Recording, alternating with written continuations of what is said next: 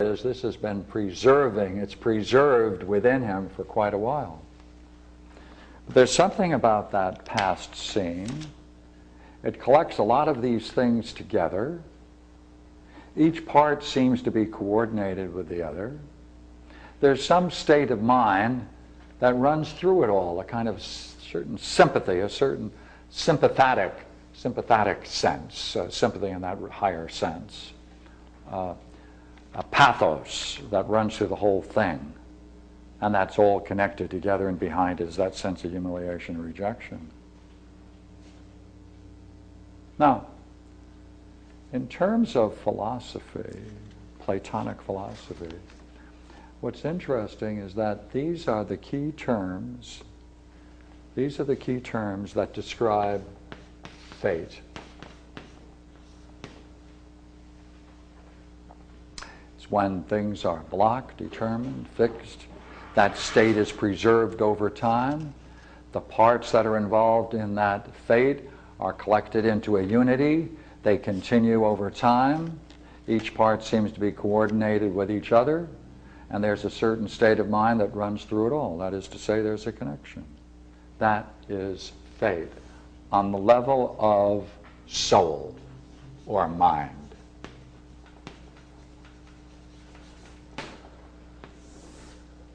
Fate, when it operates in physical things, the same thing.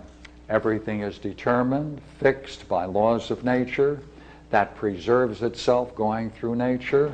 You can take all of nature, it collects into a unity. Each part's coordinated with each other part. There's one kind of sympathos for the entire nature through connection, and that is it all fits and is determined, and that is in the realm of the physical, or what is sometimes called the sensibles.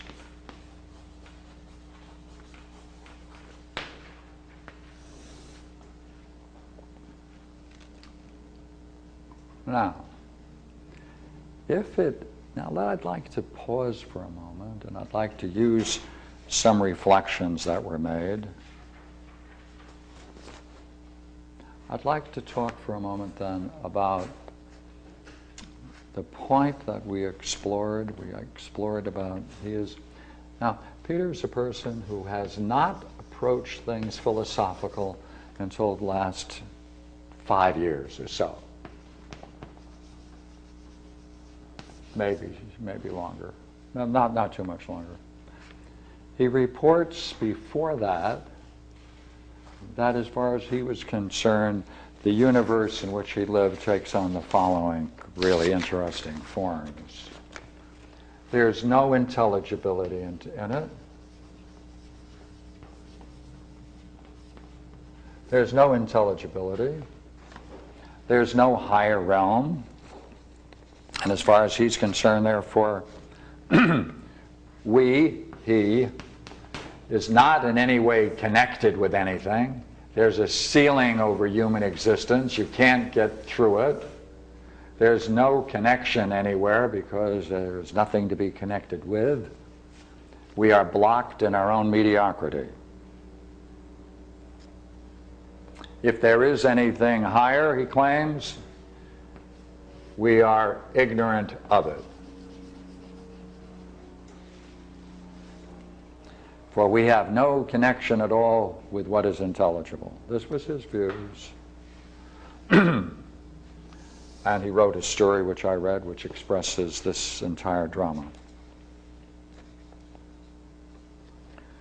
Therefore, he says, in terms of the way in which he functions with others, everything was therefore at random, right? And he didn't have to be receptive in any way because there was nothing to be receptive to, since there is a block beyond which our minds cannot go beyond. And therefore there was no need to establish any meaningful goals, because the whole idea of meaning didn't exist.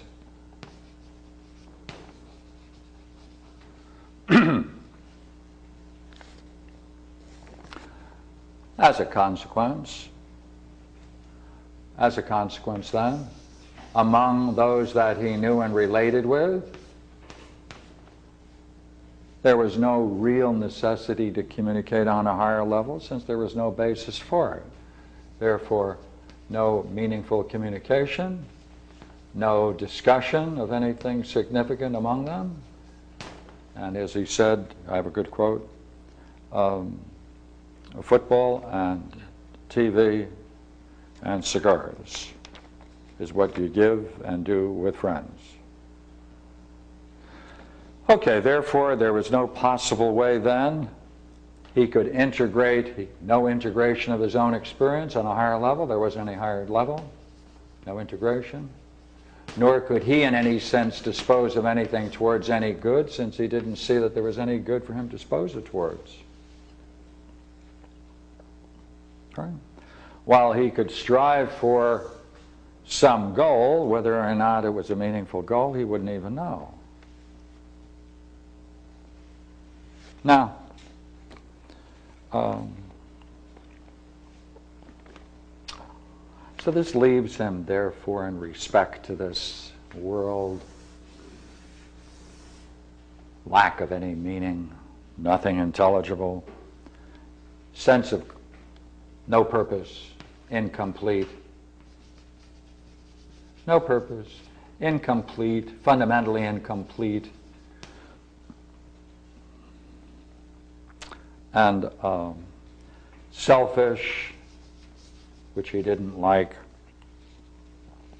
and there was no sense of any kind of power or energy and any kind of abundance.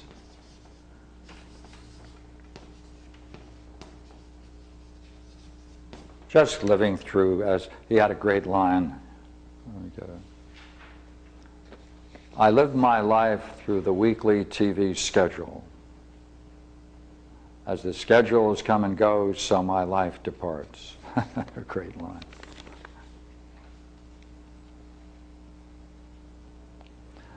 So, about 5 years ago, we started our relationship.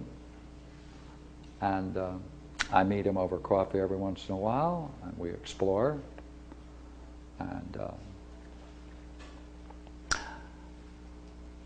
we talked about just one possibility. What would happen if we were to say that your dreams are meaningful? What if we were to say that your dreams are meaningful? Well, he said, good heavens, that would mean that there's a way in which intelligibility manifests itself in my life. He said, if that came through dreams, he said that would show one thing. That would show then that it has a direction. It can, if there's a connection between these two scenes, it's a way of getting guidance. It's a way of making connections with your past and present. It's a way of giving you hope in the future.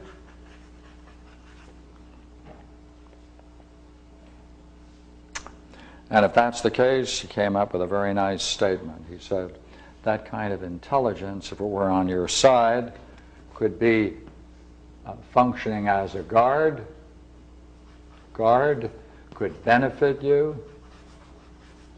And he said, we would sure enjoy being dependent upon it.